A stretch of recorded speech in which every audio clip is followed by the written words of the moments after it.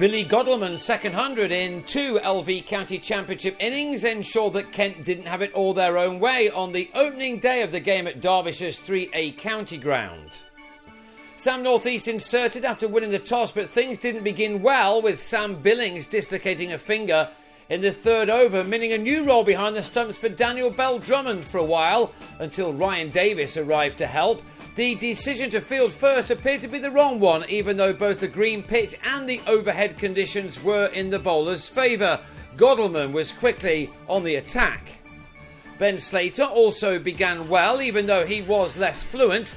Kent's attack, without either Matt Coles nor Darren Stevens, didn't always put the ball in the right areas. That allowed Godalmann, who scored a ton in his last championship innings against Leicestershire, to race to a 50 off 61 balls in the 19th over of the match, 7 fours included in the left-hander's half-century. He and Slater batted through much of the morning session, their opening partnership bringing their side 93 runs in 25 overs, Slater making 33 of those. But his innings was then ended by Matt Hunn, who got one through the batsman to disturb his stumps. Lunch was taken with Derbyshire on 98 for 1, and soon after the restart, Chesney Hughes edged Callum Haggett to James Treadwell, leaving it to Godalmann to continue to play some shots, many of which he stood and admired without having to even move out of his crease.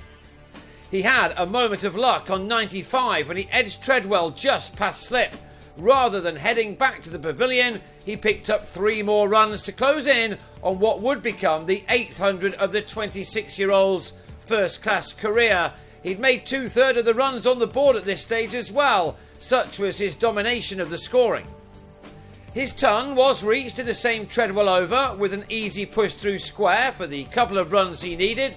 It had been an excellent knock from the former Middlesex and Essex man, who'd got to his 100 off 146 balls before heading off screen to celebrate. He'd struck 10 fours.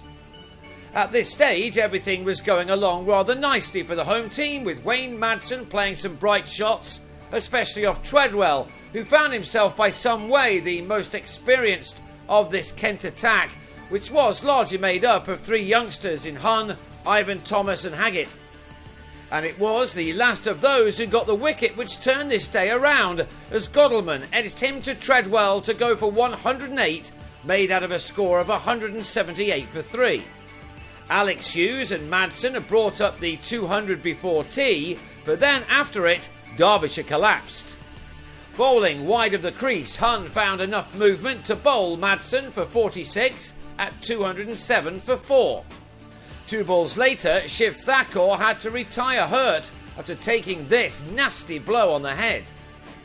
Hunn was certainly delivering a troublesome spell, and at the start of his next over, he had Alex Hughes playing away from his body and edging to Treadwell. Thomas then replaced Hunn and removed Matt Critchley in a similar way, North East with the catch this time, to now leave Derbyshire on 230 for 6. Without another run being added, Harvey Hussain drove Treadwell to Thomas at mid-on. And a 3rd wicket fell with the score on 230 when Tony Palladino edged Thomas to Ben Harmison to go without scoring. From 207 for 3, Derbyshire had now slipped to 230 for 8, effectively 9 with Thakur retiring. 23 more runs were added by the last pair before Ben Cotton nicked off to Haggett. So Derbyshire were all out for 253, and Kent's openers Rob Key and Bell-Drummond were left with 11 overs to see out before stumps were drawn. They were safely negotiated with few problems, as the visitors ensured that they dominated the last session of this day. Kent will go again on the second morning on 27 without loss, and that has them 226 runs behind. Kent are hopeful that Billings will be able to bat in spite of his finger injury.